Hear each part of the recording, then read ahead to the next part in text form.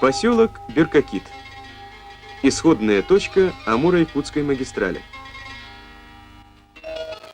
О чем сегодня размышляют бригадир Иван Иванович Гуреев и Александр Федорович Русаков, начальник строймонтажного поезда? 70 миллионов мы осваиваем только за 3 квартала этого года, а дальше с заказчиком еще не решен вопрос, как будет нам оплачивать перевыполнение. Отсюда, значит, возможно какие-то сбои в получении денег от заказчика, что отразится, естественно, на моральном климате наших строителей. Невеселым воспоминанием остались бодрые планы ускоренного строительства магистрали. От сегодняшнего места укладки рукой подать до первого золотого звена Аяма, на котором, наверное, уже болты заржавели.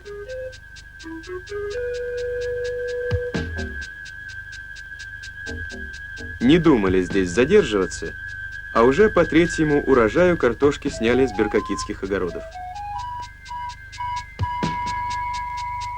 Одно цепляется за другое. Укладку держат мостостроители, а тех, в свою очередь, поставщики металлоконструкций.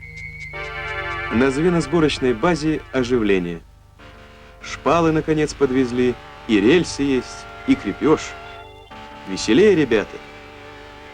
По километру пути в день монтируют, обходясь нехитрыми механизмами.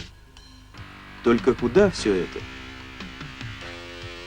А вот сюда, на склад.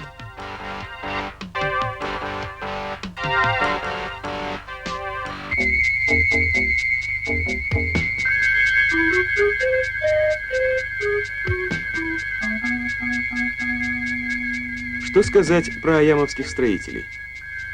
Обжились на исходной точке? Пожалуй, просто претерпелись.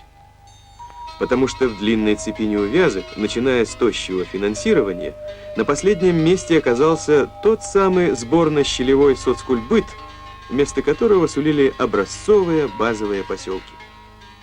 Но и это из разряда забытых обещаний.